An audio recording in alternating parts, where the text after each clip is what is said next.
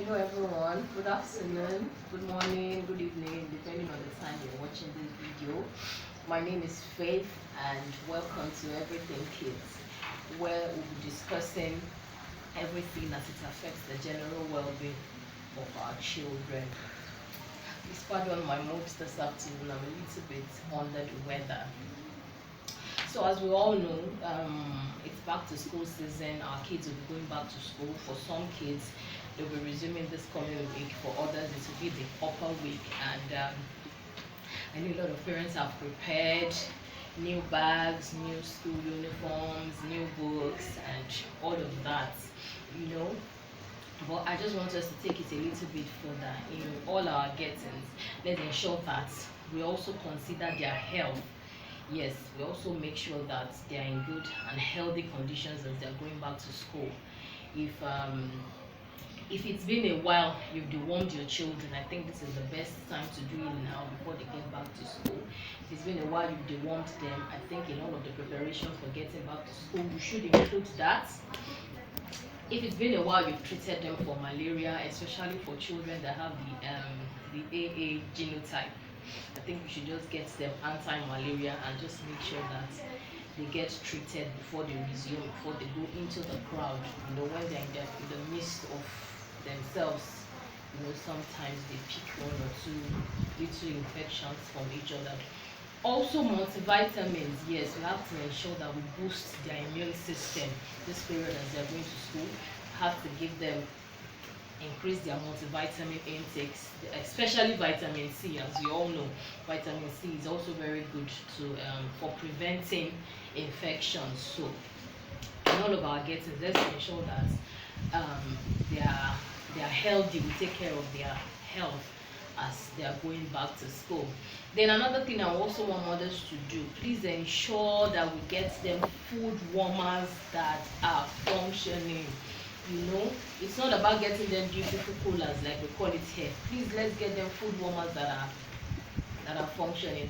Find out that most times during break, once we open their food, the food is already cold, and the children most times don't want to eat, especially toddlers, and it's not really healthy for children to keep eating cold food during lunch every time. So let's ensure that whatever food warmers we're getting the ones that are functional, the ones that will still keep their food warm till at least 2 p.m. because sometimes they get to eat the food twice. They eat during first break, they eat during second break. And especially for picky eaters too, children that really don't like to eat. If it now ends up that their food gets cold, you have given them a very wonderful reason not to eat.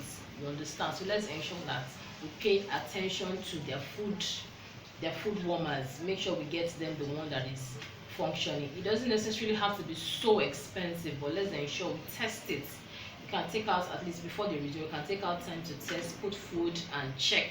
You can leave it for several hours and see how warm it will still get after about 3, 4, 5 hours. Then another thing I also want us to pay attention to is the kind of food. Yes, the kind of food we'll be giving to our children.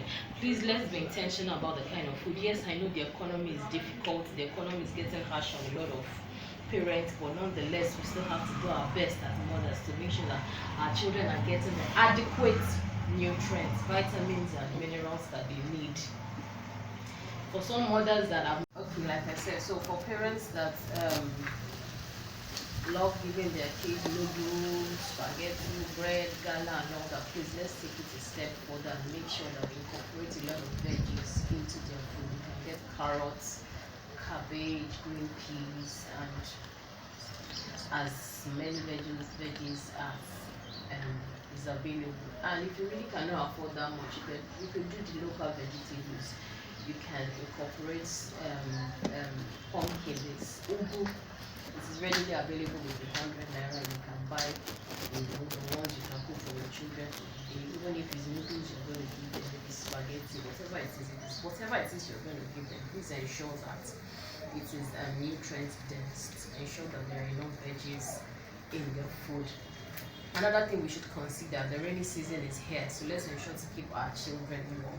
Let's get them stockings, the ones that have considerable reasonable length, or probably very close to their knees, And this is really not the season to be wearing sandals, so let's make sure that we get them shoes that will cover their feet, cover shoes, and then let's get them sweaters so that they are always warm and they don't come down under the weather. And then finally, let's encourage our children to set academic goals. Let us teach them how to set goals for the term so that they don't just believe it's the usual carry your bag, go to school, read your books, cram, and pour it in the exam, come home, show your mommy your results. Hey, mommy, my result is there. No, let's take it a little beyond that. Let those children know that education is actually for them to acquire knowledge. Let them understand the reason why they're going to school. It's not about going to school to just cram, read, cram, pour it in the exam and come. Let's teach them to set academic goals, how they intend to be better, how they intend to to let what they have learned, be a part of them, make them better people.